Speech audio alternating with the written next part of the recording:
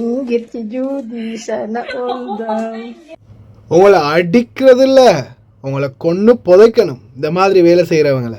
அஸ்ஸலாமு அலைக்கும் வரஹ்மத்துல்லாஹி வபரகாத்துஹு. அன்பார்ந்த அனைத்து உறவுகளுக்கும் இனிய மாலை வணக்கம்.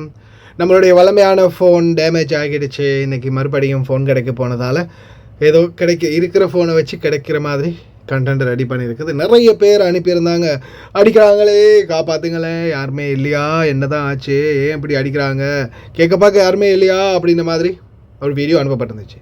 இதே நம்ம நாட்டுக்காரங்களாக இருந்தால் தானே அடிக்கிறாங்க, பிலிப்பைனியாக இருந்திருந்தால் அவங்க விட்டுருப்பாங்களே, டைரெக்டாக இறங்கி கேள்வி கேட்டிருப்பாங்களே, போராட்டம் நடத்திருப்பாங்களே, ஏன் நம்ம ஆளுங்களுக்கு மட்டும் இப்படி நடக்குது அப்படின்ற மாதிரி சில வீடியோக்களை பதிவிட்டிருந்தாங்க. அந்த வீடியோவில் ஒன்று தான் இப்போது ரீசெண்டாக ஃபேஸ்புக்கில் மிகவும் வைரலாக போயிட்டுருக்கிற வீடியோ. ஆனால் எல்லோரும் நல்லா கேட்டுக்கோங்க, இது பழைய வீடியோ, புது வீடியோ இல்லை. முதலாவது அது. ரெண்டாவது, அடிக்காமல் பண்ணுற வேலைக்கு அடிக்காமல் உங்களை வச்சு கொஞ்சுவாங்களா அப்படின்ற மாதிரி ஒரு சில சேட்டைகள் நம்ம ஆளுங்களும் செய்வாங்க. இந்த வீடியோட கடைசியில் அதே மாதிரியான ஒரு முட்டாள்தனத்தை போட்டிருக்கிறேன் பாருங்கள்.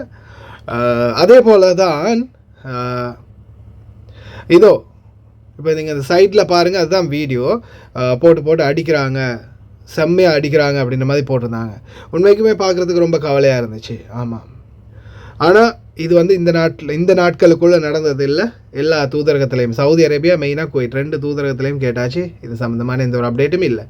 ஆனால் ஏன் அடிக்கிறாங்க, ஏன் இந்த மாதிரியெல்லாம் போட்டு அடிக்கிறாங்க, அநியாயம் செய்கிறாங்க அப்படின்னு பார்க்கும்போது நம்மள ஒரு சிலர் செய்யக்கூடிய தவறுகள் இருக்குது. அதுலேயும் இந்த சோஷியல் மீடியா வந்ததுக்கு பிறகுது பேண்டாலும் போடுறானுங்க தான், திண்டாலும் போடுறானுங்க தான், தூங்கினாலும் படுத்தாலும் போடுறானுங்க தான். எது போடணுமென்ற ஒரு இங்கிதம், விவஸ்தை, ஒரு டீசென்சி கூட இல்லை. அதே மாதிரி தான் வீடுகளில் எது நடந்தாலும் வெளியில் சொல்லக்கூடாது அப்படின்றது இந்த நாட்டுடைய சட்டம் என்றதையும் நிறைய பேர் மறந்துடுறது. பாபா அப்படி பண்ணார், மாமா இப்படி பண்ணா, பிள்ளைங்க எப்படி பண்ணிச்சு, பக்கத்து வீட்டுக்காரங்கிட்ட இல்லைன்னா போகக்கூடிய விசிட்டர்ஸாக போகக்கூடிய ஏதாவது ஒரு வீடு, அவங்களுடைய தம்பி வீடு, தங்கச்சி வீடு, மாமா வீடு, மாமி வீடு, எந்த வீட்டுக்கு போனாலும் அந்த வீட்டு பணிப்பெண்களோட வீட்டோட ரகசியங்களை பேசுகிறது, இதெல்லாம் அவங்களுக்கு தேவையில்லாத வேலை. அப்படி பண்ணும்போது என்ன செய்யும், இந்த மாதிரி பிரச்சனை வரும். அதே மாதிரி வீட்டு குழந்தைகளை அடிக்கிறது, அதே மாதிரி வீடுகளில் மாமா பாபாவுடைய அந்தரங்கங்களை பற்றி ஆராயிறது, அதில் இதுவும் உண்டு.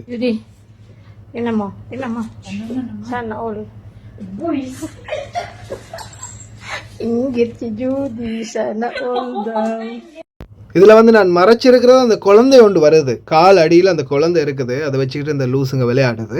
அதுக்காக தான் நான் மறைச்சிருக்கிறேன். மறைக்க வேண்டியது என்ன தெரியுமா, இதில் யாரும் சின்ன பிள்ளைங்க இல்லை தானே, பார்த்தோன்னே புரியும் தானே என்னதுன்னு. உடலுறவு கொள்ளும்போது பாதுகாப்பான முறையில் உடலுறவு கொள்வதற்காக உபயோகிக்கப்படும் கவசம், சரியா, சுத்த தமிழில் சொல்கிறேன். அதை யூஸ் பண்ணியிருக்காங்களா மாமாவும் பாபாவும்.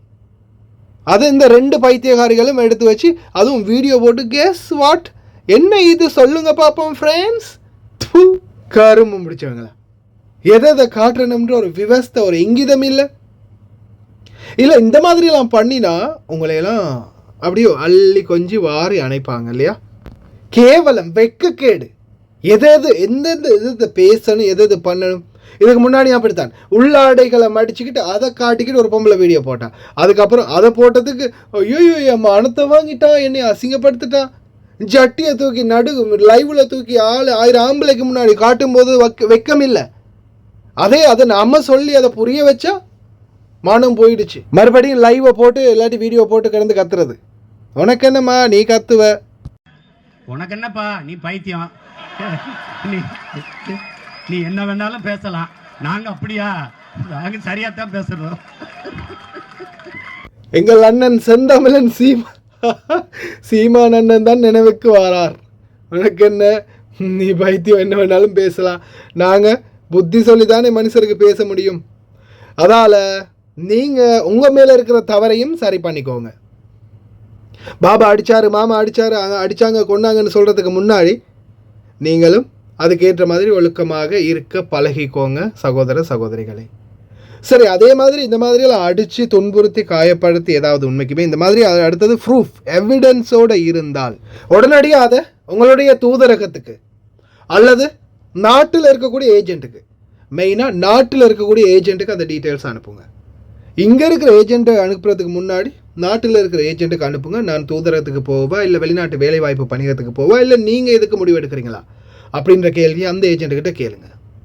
ஏன்னா இப்போது எங்களுடைய அடுத்த கட்ட நடவடிக்கை என்னென்னு பார்த்தீங்கன்னா, இலங்கை தூதரகமாகிய குவைத்தில், இப்போ என்னை பொறுத்தவரையில் நாங்கள் குவைத்தில் இருக்கிறோம், அதால் என்னால் முடிஞ்ச வரைக்கும் குவைத்துடைய வேலை திட்டங்களை மும்முரப்படுத்துகிறேன். இன்ஷா அல்லாஹ் விரைவிலே சவுதி, ஒமான், இந்த கொஞ்சம் பிரச்சனை இருக்கிற நாடுகளை பற்றியும் எங்களால் முடிந்த அளவு நாங்கள் குயிக்காக அதுக்குரிய ஏதாவது ஒரு வழிமுறைகளை தயார் பண்ணுறோம். குவைத்தில் இப்போ என்னென்னா, இந்த மாதிரி என்ன ஏஜென்ட்டில் இது வந்திருக்கீங்கன்னு பார்த்துட்டு அந்த ஏஜென்ட்டுக்குரிய பீரோவை இங்கேருந்து கொடுக்கக்கூடிய எக்ரிமெண்ட்டை ஸ்டாப் பண்ணிடுறோம். எந்த ஏஜென்ட்டால் வந்திருக்காங்களோ அந்த ஏஜென்ட்டுக்கால பிரச்சனை இருக்கும்போது இந்த பிரச்சனைக்கு ஒரு சொல்யூஷன் கொடுக்காத வரைக்கும் அடுத்த எக்ரிமெண்ட் இங்கே சைன் பண்ண முடியாது. பீரோ இல்லை, அப்போ நாங்கள் இங்கேயே வச்சுருக்கோம். அதால் உடனடியாக ரெடி பண்ணணும். பிரச்சனை ஏதாவது இருந்தால் உடனே சரி பண்ணணும், இல்லைன்னா இங்கேருந்து எக்ரிமெண்ட்டே இஷ்யூ ஆகாது. எக்ரிமெண்ட் இஷ்யூ ஆகாமல் எப்படி இவங்க ஹவுஸ்மேட், ஹவுஸ் டிரைவர் கொண்டு வரது? அந்த அளவுக்கு ஆப்படித்து வச்சுருக்கிறோம். அதால் நீங்கள் நாட்டு ஏஜென்ட்டுக்கு முதலாவது பேசுங்க. இதே மாதிரி ப்ரூஃப் இருந்துச்சுன்னா, உங்கள்ட்ட எவிடன்ஸ் இருந்துச்சுன்னா, பாபா மாமா ஏதாவது இந்த மாதிரி உங்களுக்கு துன்புறுத்துறதோ, அடிக்கிறதோ, பாலியல் தொலை தரதோ, இது மாதிரியான வீடியோக்கள் ஆதாரத்தோடு இருந்துச்சுன்னா நிச்சயமாக அவங்களுக்கு எதிராக சட்ட நடவடிக்கை எடுக்கலாம். அதே மாதிரி இந்த மாதிரி துன்புறுத்தல்கள், பாலியல் தொல்லைக்கு 5000 தினார்லேருந்து 10,000 தினார் வரைக்கும் அவங்கள்ட்ட இருந்து நஷ்ட ஈடும் பெற்றுக்கொள்ள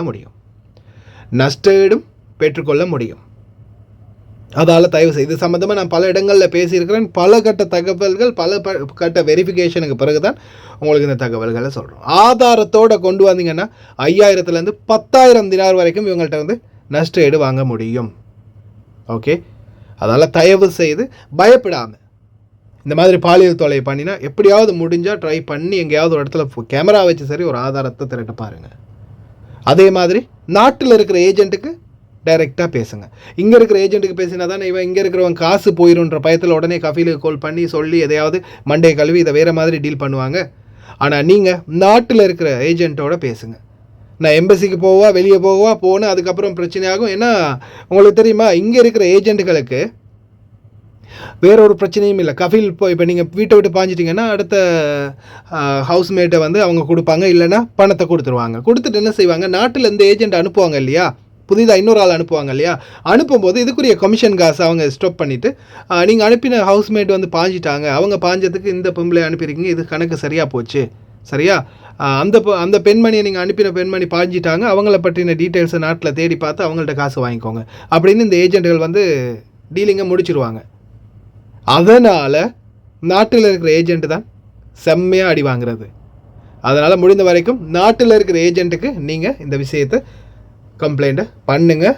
நிச்சயமாக உங்களுக்கும் ஒரு வெடிவ காலம் கிடைக்கும். ஏன்னா இங்கே எக்ரிமெண்ட் சைன் பண்ண முடியாது, அதுக்கு ஆப்பு நாங்கள் அடிச்சிட்டோம். ஓகே ஃப்ரெண்ட்ஸ், இன்ஷா அல்லாஹ் இந்த மாதிரி தவறுகள், அதே மாதிரி அந்த வீடியோ போடுற மாதிரி முட்டாள்தனமான வீடியோலாம் போட்டால் அடிச்சில்ல கொண்டாலும் யாரும் கேட்க மாட்டாங்க. ரொம்ப கவனம். கடைசி வரைக்கும் பார்த்து எல்லாருக்குமே ரொம்ப நன்றி. வீடியோ பிடிச்சிருந்தால் ஒரு லைக் பண்ணுங்கள், சப்ஸ்கிரைப் பண்ணுங்கள், தொடர்ந்து சப்போர்ட் பண்ணுங்கள்.